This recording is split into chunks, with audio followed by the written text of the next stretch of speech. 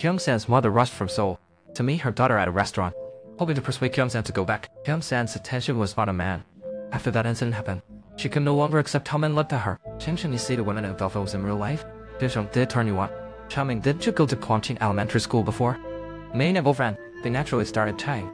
Ching-chun's mother was happy to see her daughter socializing with friends, left the restaurant early. Night fell. Channing escorted Ching-chun home. When they got downstairs, he wanted her contact info. She rejected him. But just a few days passed, Ching-chun received a call from Channing. The first thing he said was, he was blackmailed after chatting naked with someone. Ching-chun initially didn't plan to meet, but thinking of her own experience, she still went to meet him. Channing's condition was much worse than last time. He said he lost in a game of truth or dare with friends. He took off his clothes for his pride, but unexpectedly fell into a trap. Now he lost his job. He lost his girlfriend too. He felt a bit hopeless. Ching-chun told Chaning not to think that way. The video hasn't been made public. That is already quite lucky. They talked late into the night. Chaning couldn't drive because he had been drinking. Ching-chun has settled in. Ching-chun, do you want to come up?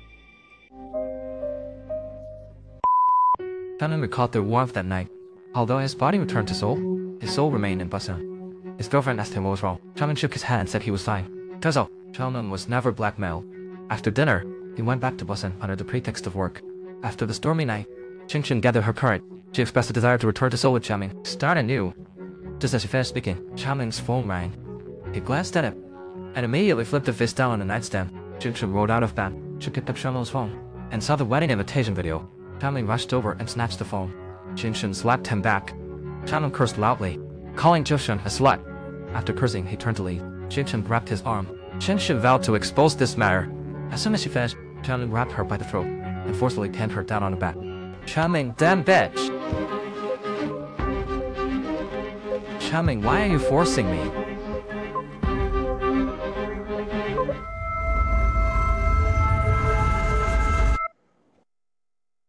Jae-shun is dead. The next day, Taxian and Adan both saw the news at the same time. An old apartment building caught fire. A woman died in her home. This news quickly spread in the supermarket. As everyone was discussing it, Adan noticed the man staring at him. After passing several rows of shelves, the man was still following him.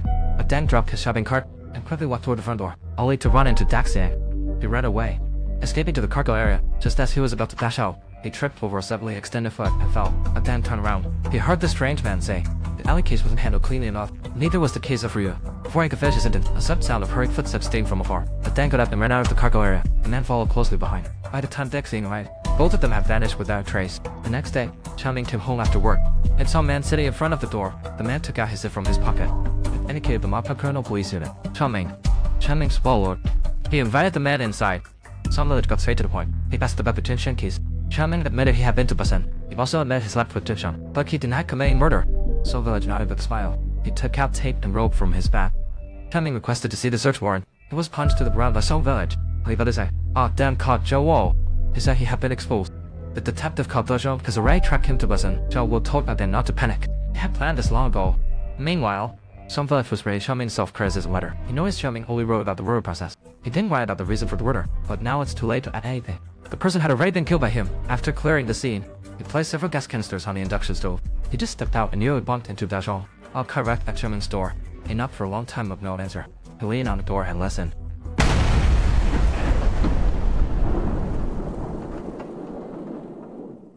Zhao Wo returned home. He saw Sungkan sitting in a chair. He hadn't even said hello. He suffered a beating. The two had a cooperative relationship before. Later, Sungkan fled abroad. They haven't seen each other since. Having vented, Sungkan sat back in the chair. He demanded Zhao Wo hand over Adan's contact information. Zhao Wo told a lie.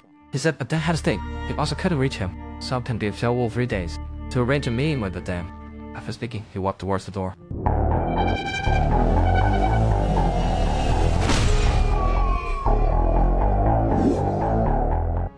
At the hospital, Kai changed his clothes.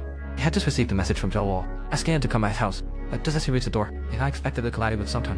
Kai hadn't even spoken when Sungkan threw him down with a shoulder throw. Right after that, he was thrown out the window. The next day, Dajong hurried to the police station.